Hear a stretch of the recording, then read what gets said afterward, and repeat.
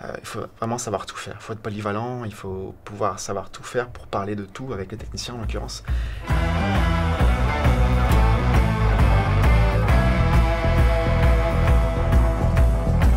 Je réalise depuis à peu près 2007 et en tant que pro depuis 2012. J'ai suivi 3IS, une école de cinéma qui est ni meilleure ni moins bonne qu'une autre dans les Yvelines. Et donc depuis 2012, je suis sur le terrain, voilà, sur le marché. Voilà. Et avant cette école, tu faisais des courts-métrages aussi? J'ai commencé très, très jeune à tourner avec des Lego, en l'occurrence à 12 ans. Et je filmais mes parents, je filmais mes amis, des scénarios comme ça. Et puis au fil du temps, j'ai commencé à écrire, à imaginer les histoires et à porter un peu plus à la fiction. Mais très jeune, j'ai commencé à aimer filmer, à essayer de capturer la vie. Pourrais-tu nous dire un peu plus sur ton dernier court-métrage et qu'est-ce qui t'a inspiré cette histoire? Alors déjà, je l'ai fait en 2011, donc ça commence un petit peu à remonter. Enfin, le premier, hein, Frontières, c'est bien ça. Le titre, Frontières. Le titre, d'accord. Ouais, donc 2011. Alors en fait, à l'époque, je voulais faire une bande démo. Voilà, avant tout, une bande démo. Donc on voulait faire un cours qui faisait peut-être 2-3 minutes. Juste la scène dans le RER, la scène dans le train.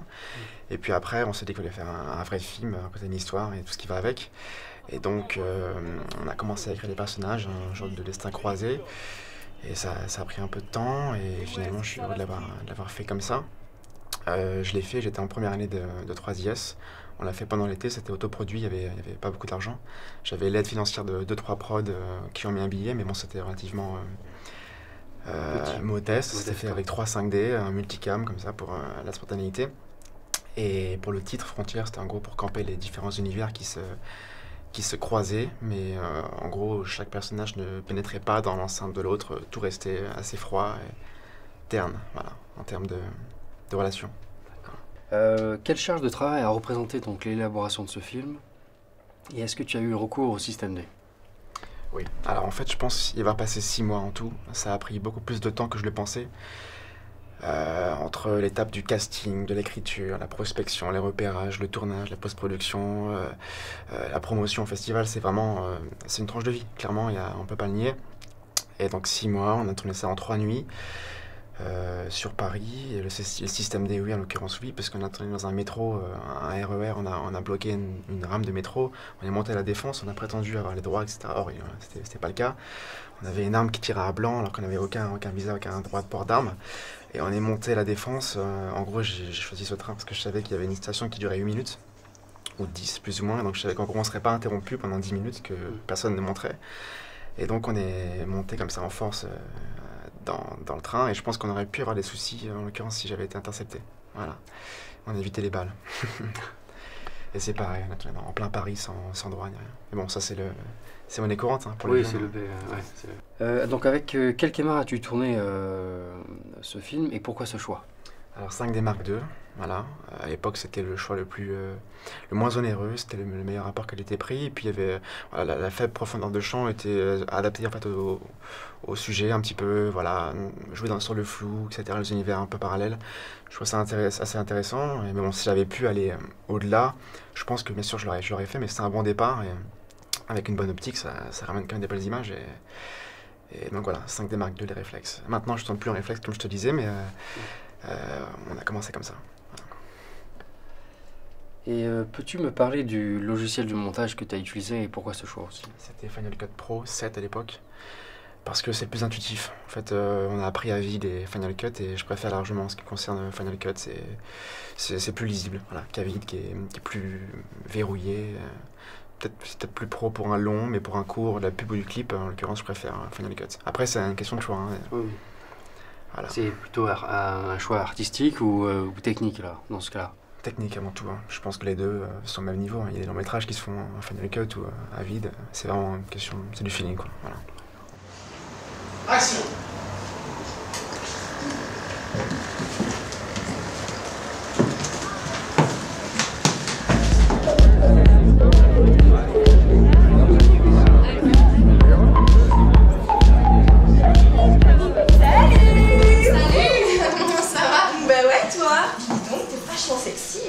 Peux-tu me parler du domaine du son, l'importance de ce domaine-là, donc sur le tournage, et la lumière aussi? Alors le son, donc forcément c'est forcément important. Donc au-delà de pouvoir capter ce qui se dit, il y a toujours un traitement sur le son qui est intéressant, puis aussi de la musique, une composition. Un sound design, on a passé beaucoup de temps en fait dans le train. En l'occurrence, la scène du train qui était assez compliquée à masteriser, à mixer. On a mis des semaines dessus parce qu'il y avait des bruits non désirables, etc. Le niveau raccord, c'était très compliqué. Et c'était vraiment une purge pour mixer ça. Mais on se rend pas compte, maintenant je le vois avec des yeux d'enfant. Mais à l'époque, quand on était en salle de mixage, c'était concrètement très compliqué. On se rend pas compte, on écrit ça comme ça. Et on se rend pas compte vraiment de l'importance que ça aura et la difficulté que ça représentera. Voilà. Et par rapport à la lumière, par exemple, sur cette scène-là, la scène dans le train, est-ce que tu as utilisé une lumière adaptée ou tu t'es adapté à la lumière ambiante en fait? Alors, on l'a joué au naturel, décor naturel. Il y avait 2-3 LED pour rehausser un peu les teints, les visages, mais c'était vraiment, bon, ça rehaussait très légèrement, mais c'était majoritairement vraiment décor naturel. Donc le teint un peu blafard des RER qui était assez intéressant pour donner une image assez crue. Et il y avait en gros il y avait un chef-op et 2 techniciens, et chacun avait une LED et suivait plus ou moins les personnages, voilà, et un ou deux reflets qui traînaient. Sinon il y avait 2 kinos et un master, je crois aussi, du HMI, voilà, sur batterie, voilà. Technique. Oui. Quelle est ta meilleure expérience de tournage et est-ce que tu as des anecdotes aussi? La meilleure expérience, je pense que ça reste celle-ci en l'occurrence. C'est le projet dont je suis le plus fier à ce jour, pourtant il a 3 ans, c'est quand même le comble. J'ai fait un cours après. Et en l'occurrence, c'est cette scène-là dans le train, parce qu'il y avait vraiment... c'était calculé, c'était travaillé minutieusement depuis des mois. Il y avait quand même des conséquences à prendre en compte et on l'a fait comme ça, on savait que tout reposait là-dessus, du temps, du budget. Et c'était très fort et je pense que l'équipe technique avec laquelle je travaille, maintenant c'est la même depuis le temps, ça nous a vraiment soudés, ça nous a rapprochés cette expérience-là et tout le monde l'a en tête. Et l'anecdote, justement, sur cette scène-là, en l'occurrence, c'est qu'on s'était arrêté au Val d'Or avec le matériel. En gros, c'est une station sur la ligne. Et il y avait en gros tous les costumes, donc les faux costumes de flics, voilà, tout le matériel, le matos maquilleuse, son. Et en fait, tout le monde est monté. En gros, l'équipe nous a rejoints au Val d'Or, alors que nous, on est monté à la Défense. Et tout le monde est monté en laissant tout le matériel au Val d'Or. Personne n'est resté sur place. En gros, il devait rester un prod qui devait rester ici pendant 1 heure. Et tout le monde est monté. Et le prod, dans le train, s'est rendu compte qu'il n'y avait personne. Donc le matériel est resté pendant une demi-heure là-bas, sur place. Peut-être pour, je sais pas, des 50 000 euros de matériel, plus les visas, les portefeuilles, tout ça, à tout le monde. Et donc pendant à peu près 3 quarts d'heure, c'est resté là-bas. Donc pendant qu'on tournait, on avait ça en tête. Ils ont appelé la station, voilà, c'était folklore. Ouais. Ah oui, d'accord, folklorique. Voilà. Wow. Donc là, de base, c'est stressant. Si en plus on sait qu'on a ça... Enfin, concrètement, si jamais on nous volait ça, après, c'était fini pour moi, quoi. Donc, concrètement, j'y restais là. Tu peux pas te relever un truc comme ça, les comédiens, ils portent plainte. Hein. Ça va très vite. Ça c'est clair. Ouais. Ça va très vite. Alors, est-ce que tu as toujours voulu faire ce métier et est-ce que tu arrives aussi à vivre de ta passion? Alors, je vais pas mentir et dire que j'ai toujours voulu faire ça. Au départ, je voulais être acteur. Quand j'ai commencé, j'ai grandi avec les films de Schwarzenegger, Last Action Hero en l'occurrence, les films de Milos Forman. Tout c'est vraiment voilà, emmêlé. Et puis quand j'ai compris qu'il y avait quelqu'un qui, derrière la caméra, était là pour dire comment l'acteur devait dire son texte, lasser sa chaussure ou mettre sa cravate, je me suis intéressé vraiment à la création et aux petits noms qu'on voyait en bas des affiches. Et vers 16 ans, j'ai su que je voulais faire ça. Voilà. Et actuellement, j'en vis. Voilà, j'en vis. Pas forcément de la réalisation. Je fais beaucoup de cadrage, de captation, documentaire, reportage, captation événementielle, un peu de clips. Mais j'ai pas l'espoir d'en vivre en tant que réalisateur au moyen terme, voire au court terme. Ça commence à prendre. Voilà. Que penses-tu des plateformes sur Internet qui permettent de financer un court-métrage? Et donc comme par exemple KissKissBankBank ou Ulule. Je pense que tous les moyens sont bons. Si c'est sympa sur l'esprit, voilà, donc ça fait participer les gens. Il y a un pécule au final et c'est intéressant. Mais pour des courts-métrages ou projets pro, c'est peut-être bien de combiner aussi d'autres choses avec pour avoir des enveloppes plus considérables.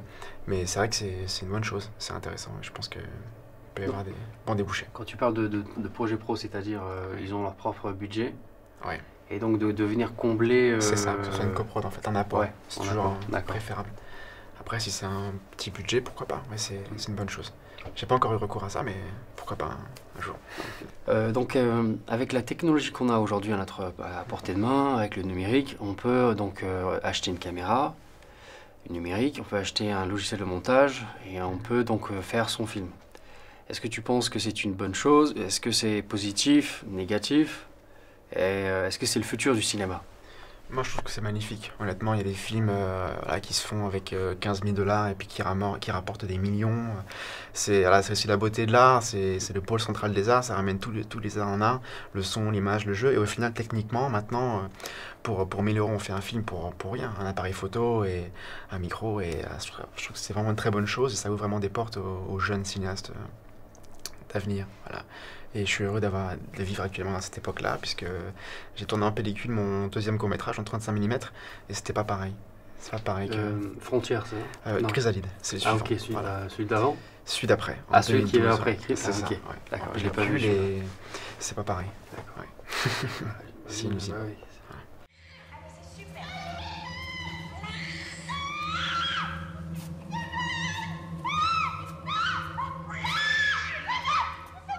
Que penses-tu du cinéma français actuel? Alors, pas grand-chose honnêtement. Je suis pas un grand adorateur du cinéma français. J'ai deux trois noms en tête, mais je me reconnais pas dans ce qui se fait à ce niveau-là. Quand je vais au cinéma, c'est rarement pour voir les films français. Il arrive qu'il y ait des éclairs. J'ai beaucoup aimé Adèle, par exemple, de Keshish, mais c'est très rare. Voilà, c'est très rare. Et j'estime qu'il faut vraiment travailler niveau scénario. Voilà. C'est avant tout, c'est ce qui pêche et il faut qu'ils mettent de l'argent sur les scénarios. Après, C'est le moteur, quoi. c'est le moteur avant tout. Voilà. Avec qui souhaiterais-tu travailler si tu en avais la possibilité? En tant que réal ou Oui, donc tu te positionnes en tant que réalisateur. Ouais. Donc avec quel acteur ou actrice aimerais-tu travailler? Français, international. Alors tu peux tout choisir. En France, j'aime beaucoup Vincent Cassel. Voilà. Pour moi, c'est un grand acteur français. Et si on voit très très large, aux États-Unis, DiCaprio. Voilà. DiCaprio qui pour moi reste quand même une valeur sûre. Voilà. Et qui aurait dû avoir l'Oscar. Ah bah oui, il y a peut-être la prochaine fois. Peut-être, je lui souhaite. Ah oui. Je lui souhaite. Quels sont tes souhaits en tant que réalisateur sur le court, moyen et long terme? Alors, court et moyen terme, alors en fait, ce qui me fait vivre actuellement, c'est plutôt le clip. Je commence à faire beaucoup de clips en tant que réalisateur. Donc, en fait, j'ai fait un clip qui a bien marché sur Internet pour un rappeur qui s'appelle Brasco. Et donc, ça m'a amené un petit peu de visibilité. Les gens m'ont contacté. Et donc, j'ai des projets comme ça qui sont en préparation. Et j'aimerais donc intégrer des boîtes de production, des boîtes de réalisateurs, en gros, des agences, qui me référenceraient sur des projets en l'occurrence. Et parallèlement à ça, j'ai écrit un court-métrage, mon troisième, et je suis actuellement à la recherche de production pour le mettre en œuvre. Je le ferai pas tout seul. C'est fini ce temps-là. Ah bah oui, c'est sûr que bah, tu t'as évolué du C'est coup. ça. Est-ce que du coup pour ce troisième projet, tu vas utiliser le financement sur Internet en fait, le crowdfunding? Je vais rester avec la prod, Ah, tu honnêtement. Je sais qu'ils ont produit enfin, celle que j'ai en tête avec qui je suis en relation, a produit un film avant, ils ont réuni une belle enveloppe, et parmi cette enveloppe, il y avait quand même un beau billet aussi du crowdfunding. Voilà. Donc ça peut être aussi un apport, un moyen pour une fin, et une partie pour un tout. Donc pourquoi pas, ouais. Ouais, c'est avec eux que tu vas voir ça en fait. C'est ça, c'est ça. Quel conseil donnerais-tu à quelqu'un qui débute? Non, je conseillerais vraiment de travailler sa polyvalence, de ne pas vouloir faire uniquement de la réalisation, et de se dire qu'après l'école, il pourra en vivre. Ce qui permet aussi vraiment de pouvoir en vivre proprement, c'est de pouvoir cadrer, monter, faire du son. J'ai fait du son aussi sur des documentaires en l'occurrence. Il faut vraiment savoir tout faire. Il faut être polyvalent, il faut pouvoir savoir tout faire pour parler de tout avec les techniciens en l'occurrence. Et après, au long terme, être réalisateur. C'est ce que je pense vraiment et c'est ce qui me sauve la peau actuellement. Voilà, pouvoir être sur tous les terrains.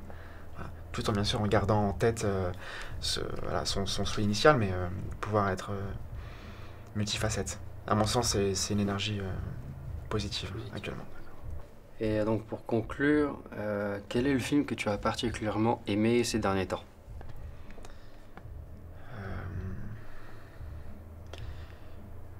Tu peux en citer plusieurs si tu veux. Ouais. Alors bref, j'ai bien aimé Wall Street, le Loup de Wall Street. Voilà. Voilà, moi je suis un grand fan de Scorsese initialement et il a été assez décrié dans la presse et je pense quand même si c'est pas trop mon style de film à la base, j'ai quand même beaucoup aimé et je pense qu'il est assez phénoménal. Voilà. Avec DiCaprio aussi. DiCaprio en l'occurrence et sinon le dernier grand film que j'ai vu, La vie d'Adèle, voilà. Ils sont assez rares ceux-là quand même, il faut les mentionner. Ouais, t'as raison.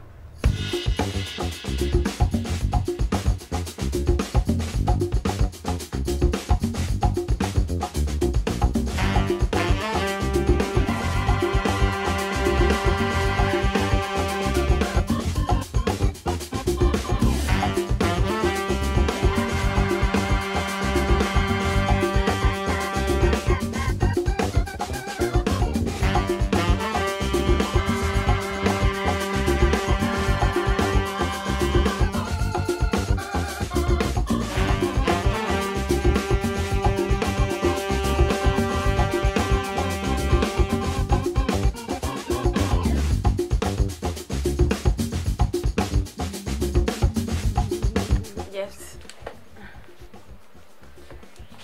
On a Ewan McGregor devant nous là. C'est quoi ça?